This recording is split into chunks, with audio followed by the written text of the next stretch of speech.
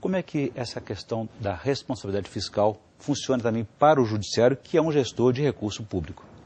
Pois é, a lei, então, ela veio para atingir todos os segmentos governamentais. O judiciário, por certo, não escaparia disso, ou seja, o judiciário também é contemplado como destinatário dessas mesmas normas. Então, da mesma forma que um município teve que se arrumar para executar essa norma e introjetar essa norma dentro da sua estrutura, os tribunais de justiça, os organismos jurisdicionais também tiveram que fazê-lo e se adaptar. Isso vem em bom tempo, isso vem em boa hora. E com a unificação, e aconteceu um fenômeno muito interessante. Por quê? Porque os orçamentos, eles ganharam uma simbologia unificada, ou seja, uma codificação, signos mesmo. Então, toda a linguagem é unificada através da Secretaria do Tesouro Nacional, que faz até hoje, às vezes, de conselho de gestão fiscal que não foi implantado. Isso é uma outra história.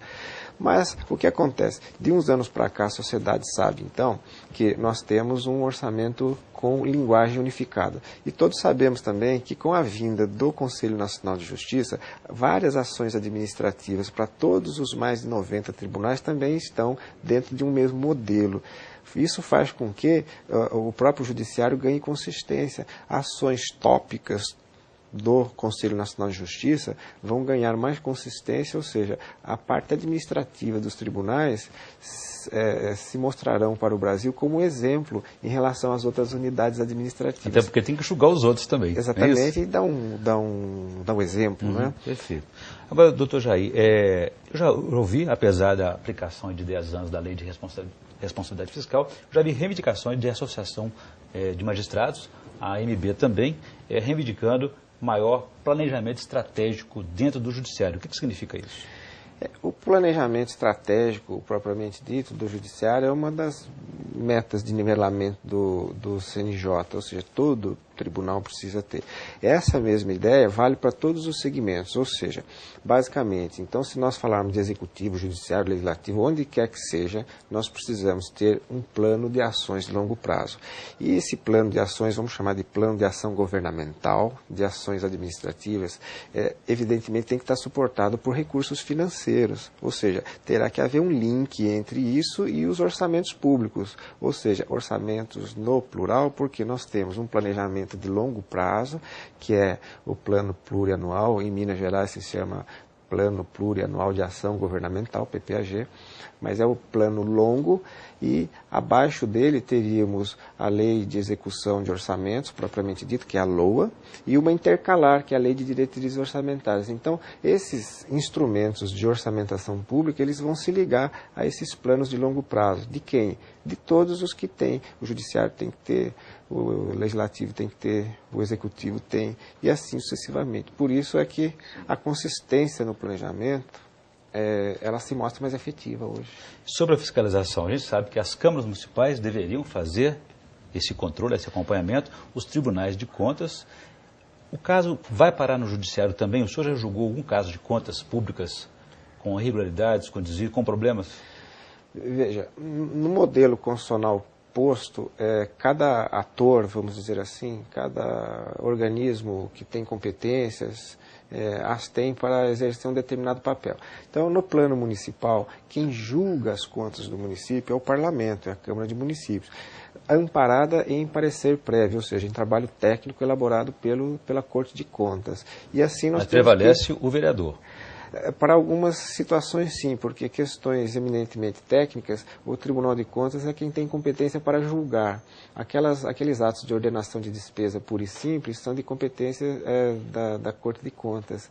Mas já houve algum caso de algum prefeito, algum governador ser punido por conta do não cumprimento dessa lei de responsabilidade fiscal? Acontece muito diariamente, porque o próprio Tribunal de Contas, quando ele imputa débito, multas, quando impõe multas, isso tudo vem para não para o judiciário, que não tem competência para ele deflagrar o processo, mas vem para aquelas entidades auxiliares da justiça, né, ou órgãos que também têm competência para atuar, para fazer com que essa punição ela ganhe. Mas eu pergunto porque a gente sabe que os governos procuram ter a chamada governabilidade. quer dizer, apoio político, base política. Se ele tem apoio da Câmara Municipal, dificilmente essa Câmara vai rejeitar as contas dele, ainda que o Tribunal de Contas tenha apontado falhas. Mas vamos dizer assim, há situações que são intransponíveis. A Câmara Municipal, ou seja, o julgamento político, ele não pode transpor algumas questões que são puramente de ordem técnica. Então, se, por exemplo, estivéssemos aqui, nós falando de um julgamento do Tribunal de Contas, seja ele qual for, da União, do Estado, do município, um julgamento onde ele tem competência para julgar, a Câmara não poderia se sobrepor a esse julgamento técnico. Perfeito. Vou fazer então um breve intervalo então, no nosso debate para a gente tratar aqui do quadro Pensamento Literário, que o senhor vai fazer uma indicação de leitura para os nossos telespectadores, por favor.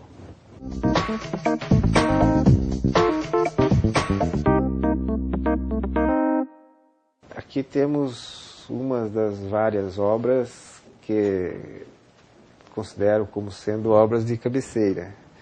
São livros do gênero que tratam, na verdade, de questões não jurídicas. Esse livro, de um filósofo contemporâneo, Comte Sponville, ele trata de um assunto que agita a própria condição humana. Isso faz com que nós consigamos resgatar, nos dias de hoje, nesse século atribulado, de falta de tempo, principalmente, a reflexão. Através de assuntos como esse, ou de reflexões como essas, as pessoas, e eu assim tenho feito, as pessoas podem buscar realmente assim, algo mais transcendente em relação àquilo que efetivamente desejam para as suas próprias vidas. E tudo se reconduz por uma questão como essa, que é a felicidade. Ele usa uma vírgula aqui muito proposital, desesperadamente, porque esse realmente é o mote maior da nossa vivência ou da nossa condição humana. Essa é a indicação que eu teria a fazer hoje. Uma boa indicação, a felicidade desesperadamente. Mas é importante ter razão para viver também. Isso. Doutor Jair, voltando ao nosso debate da questão da lei de responsabilidade fiscal, uma última questão aqui. Por que a lei não controla a destinação dos recursos públicos? Em que sentido a destinação? Para onde deve ser dirigido, porque existem algumas limitações constitucionais, algumas obrigações também que impõe ao município, ao prefeito, ao Estado, a aplicação na saúde, na educação. Sim. São questões relativas aos limites dos gastos diversos, são vários limites que a lei própria contempla. Eu acho que, em razão do próprio programa, esse é um programa realizado pela Justiça e praticamente para um público mais especializado, talvez fosse importante resgatar a questão dos limites que foram postos pela lei para os gastos com o judiciário. As pessoas costumam mal dizer, sem compreender, que os 6%, todo mundo diz, 6% é muito pouco para o judiciário. Bom, há que se investigar bem essa questão. Primeiro, é o seguinte, de fato, a lei tomou um número para todos os tribunais do Brasil e impôs os 6%. As pessoas acham que esse 6% é fixo. Primeiro, ele não é fixo, é um percentual referencial. Pode ser menos ou pode ser mais, a depender do que prever a lei de diretrizes orçamentárias daquele núcleo. Então, se nós não é um número absoluto. Não é um número absoluto. Se nós estivéssemos falando, por exemplo, de orçamento em São Paulo, Tribunal de Justiça de São Paulo, nós não precisamos pensar em 6%. Poderíamos pensar em 6,5%, 6,7%, 8%, assim sucessivamente, como também menos. Então, esses números não são assim absolutos, mas esses números, no caso de despesa com o pessoal, eles se somam a outros valores que aí compõem um número, esse sim, intransponível, de despesa de pessoal. Muito bem, importante seja gestor público ou cidadão comum, não se pode gastar mais do que se tem, não é isso? Sim, essa é a lição que fica. A lição que fica é que a lei impõe um planejamento austero e trouxe, de fato, essa noção de se manter sempre o equilíbrio das contas públicas. E, mais ou menos, é isso mesmo.